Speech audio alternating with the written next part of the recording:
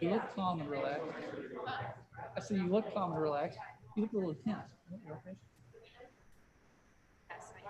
Concentrate. Where to start? Yeah.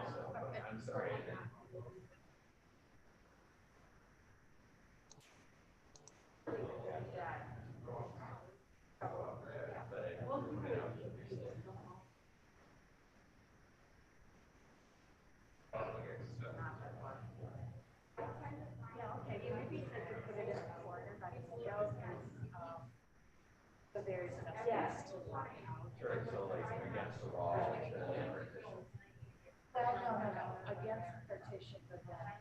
Well, I should get my new Chevy full, because before I take center on the partition. Because my Nissan Leaf is a little better than the Volt.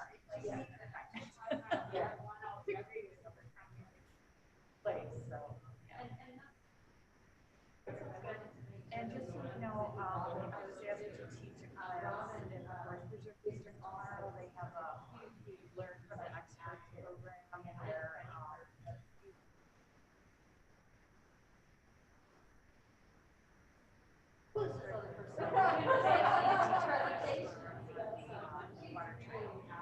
Well, I get invited to I have a zero income. Most people don't believe that. So I have a full class, 30 is zero max, so, yeah, so that's how that. So hopefully that'll go well, then it's great. Right, so, I'm happy to talk to anybody. What's the ads manager? Right. So your family's okay, everybody's healthy?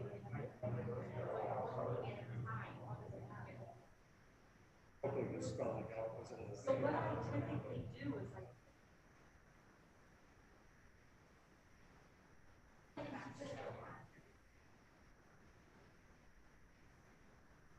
So much, one-liners in there, or it just needs. Go to the next one. Conversation, and then people are.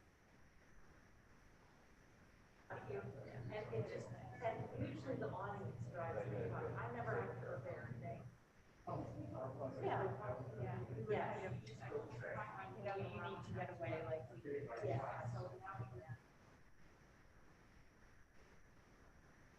Yeah, last week we had to put our dog to sleep, so. That was, like, now I'm talking about like the, but she had always loved hiking and having that, and so we were able to go on this last trip, and she was able to do that with us, so we were happy. So fun. Hello, everyone online. We are still working on getting started. Just hang tight and we'll get going soon.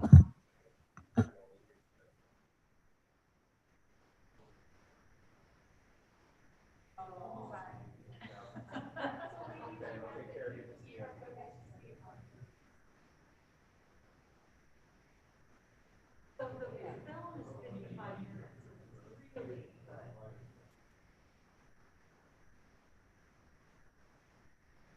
We have it on the books for March. Basically zero presentation now.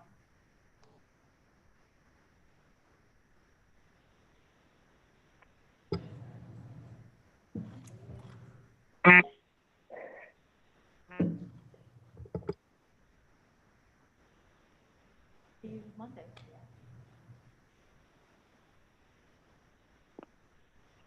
Good morning.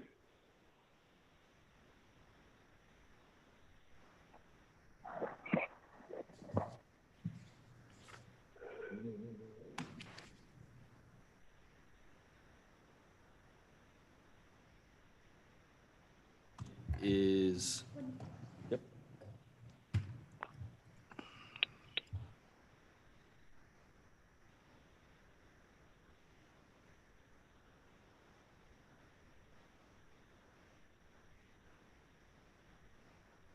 Yes, hello, everybody. It is Friday, October 16th, and I'd like to call the Jobs Committee to order. The time is 10:01.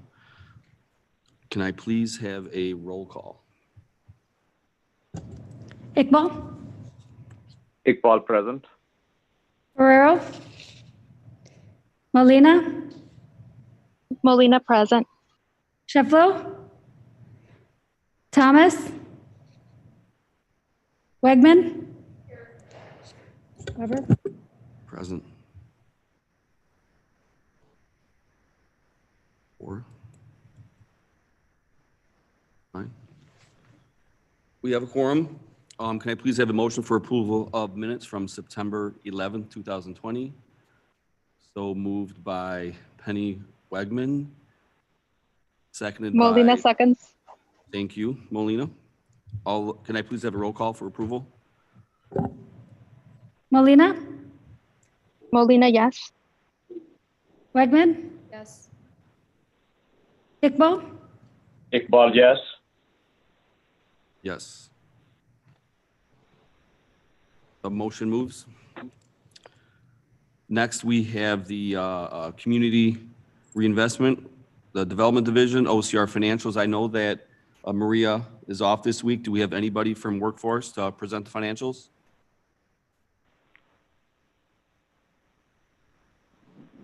No? Anyone on the phone from Workforce? Yeah, Mr. Weber? Yes. Yeah, probably Steve called you too. He is not in the office. He had to take off to take care of some family matter. And he said if you have any question about the submittal, the attached financials, they can answer it next week. All right. Is this, I'm sorry, this is Chris Lawson. I've just joined. May I ask a question? Yes, go ahead. Okay, thank you.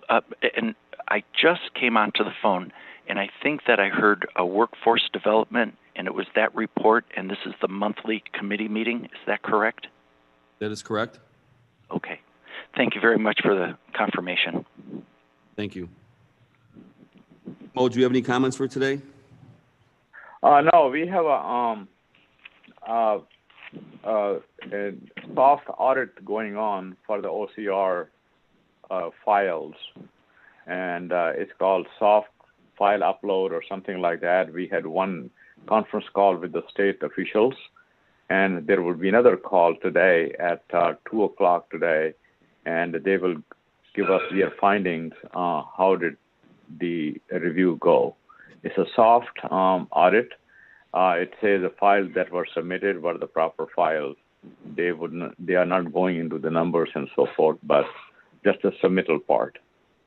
And we will report it next month how it happened, how it goes. Okay, thank you, Mo. Moving on to the Jobs Committee priorities, we're going to have Chris Toth talk about Manufacturing Day priorities. Go ahead, Chris. Thank you very much. Sure.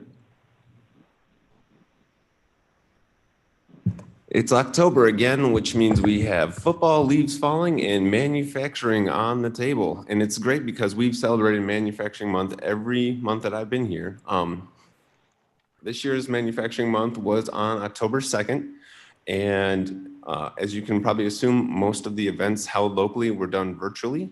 So students were able to watch webinars, Zoom meetings, do live stream tours of manufacturing facilities. Some of the manufacturers got creative, just walked around their facility with a cell phone, took a video and popped it on YouTube.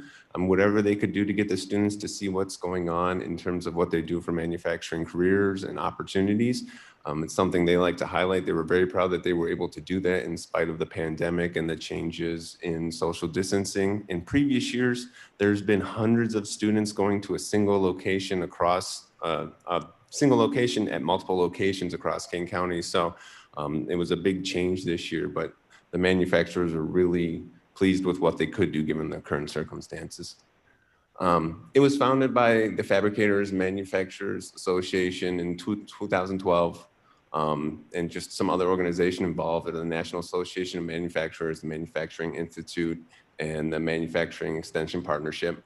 The National Association of Manufacturers is the main partner right now that runs Manufacturing Day. It's hosted just to make sure that we remind people what manufacturing is and what it isn't. I say it a lot at Jobs Committee, but there's still a common perception that you're gonna, people are gonna lose fingers and they come home dirty, and manufacturing, is hard, backbreaking work. Well, if you have a chance to tour a modern manufacturing facility, you see a lot of people in khakis and people working on high-tech machines that I couldn't even use. And it's something that it's a perception issue that's generational that is still working hard to change.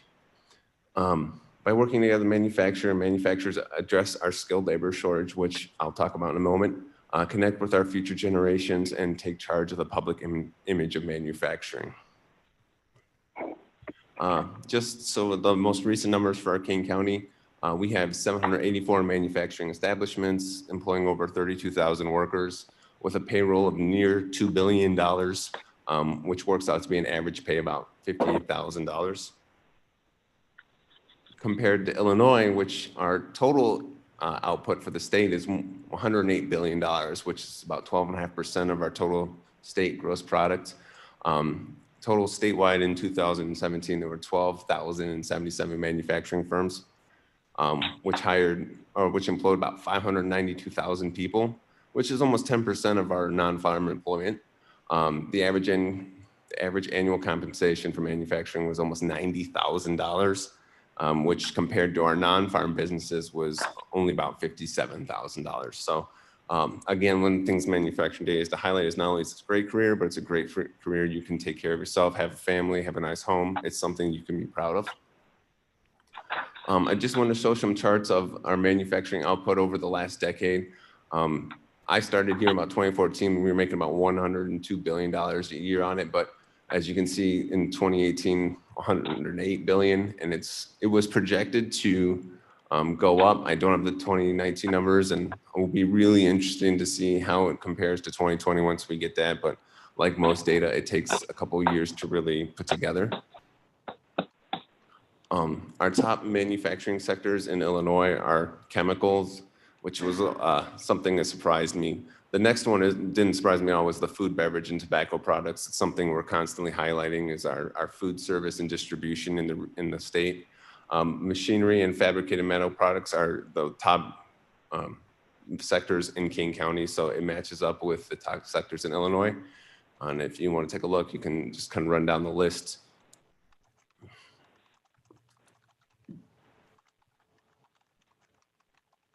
So in terms of job growth, for the state, our major manufacturing sectors was pharmaceutical and medicine manufacturing, which had nearly 20% growth in 2019. And I suspect it's going to have even higher growth given the pandemic.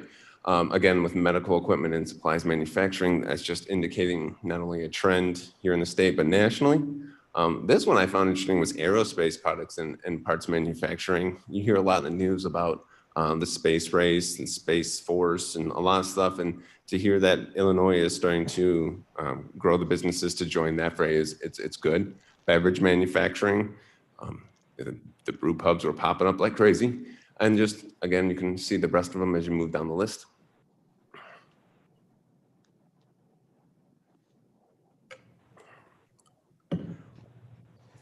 I will always promote the future of manufacturing in King County because it is a great opportunity to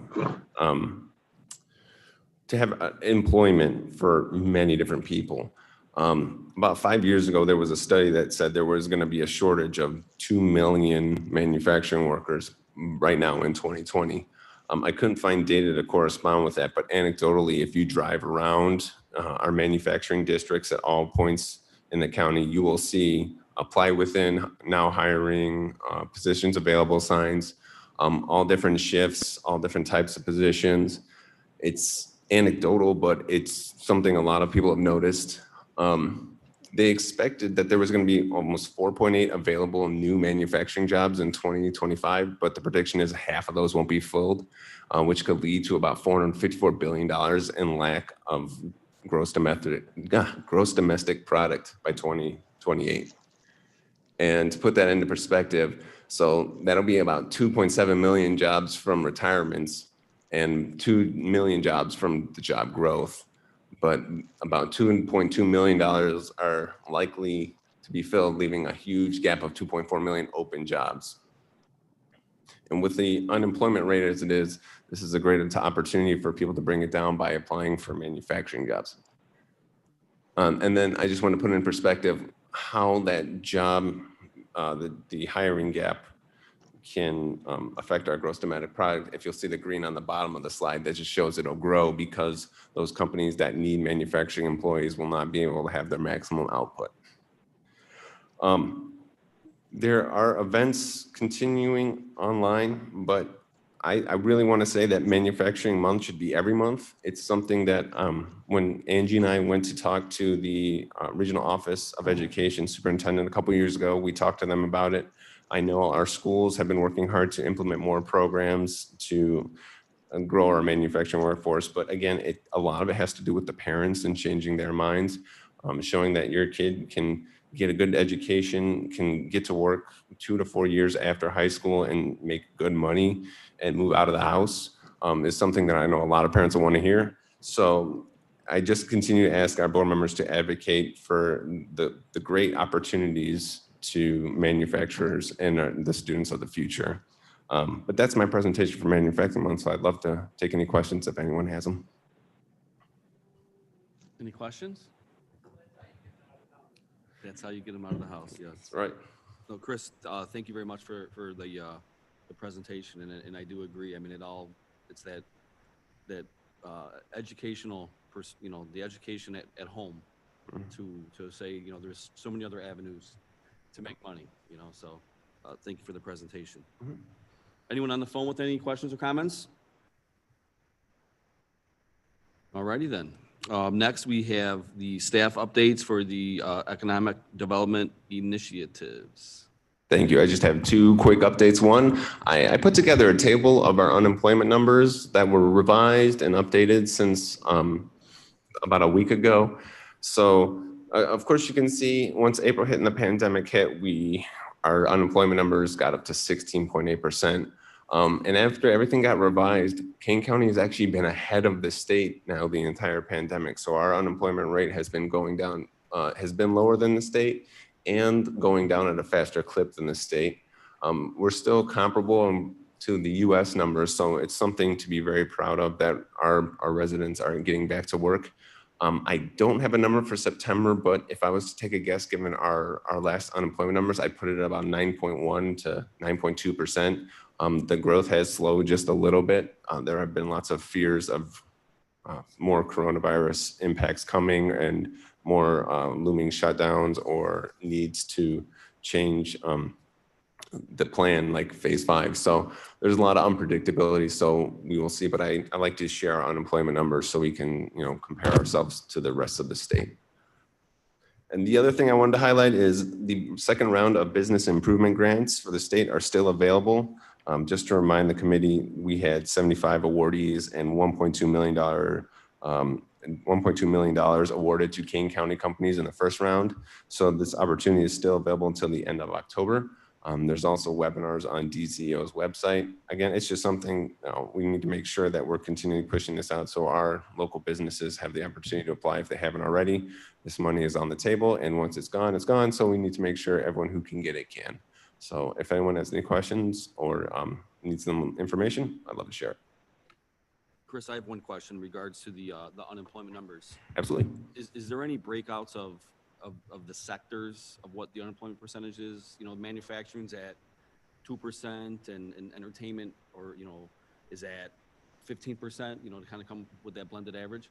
No, because the numbers are usually based upon the unemployment applications. So unfortunately, there isn't any delineation between the different industries.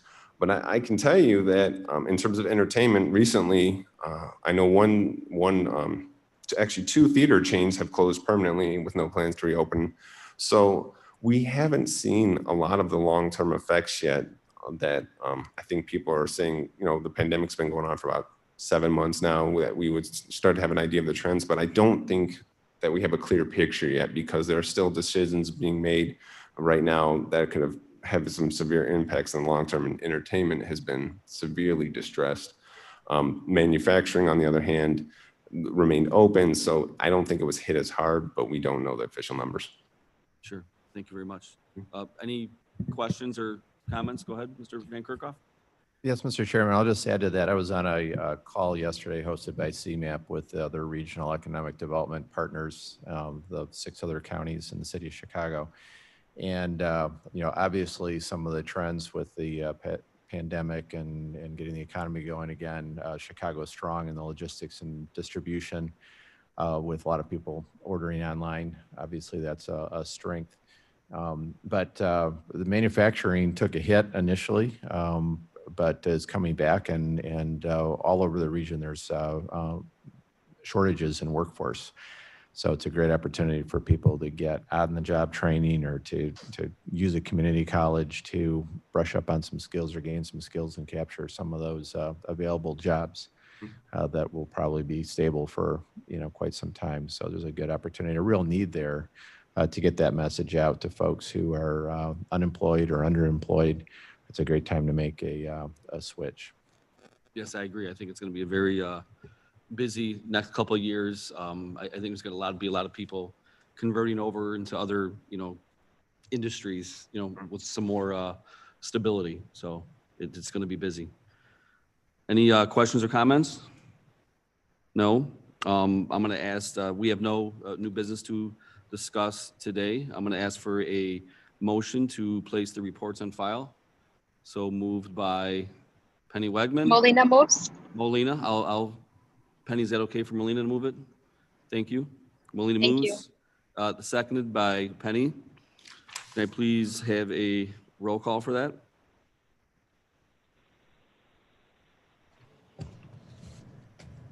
Molina, Molina, yes. Shefflo, Shefflo, yes. Wegman, Yes. Iqbal, Iqbal, yes. Mr. Rosa. Yes. All right, there is no need for an executive session today. Can I please have a motion to adjourn the meeting? Moved by Penny Wegman, seconded by Mo Iqbal. Mo Iqbal seconds. All those in favor say aye. Aye. Aye. Aye. All those not in favor say nay. The ayes have it. We are adjourned. Thank you.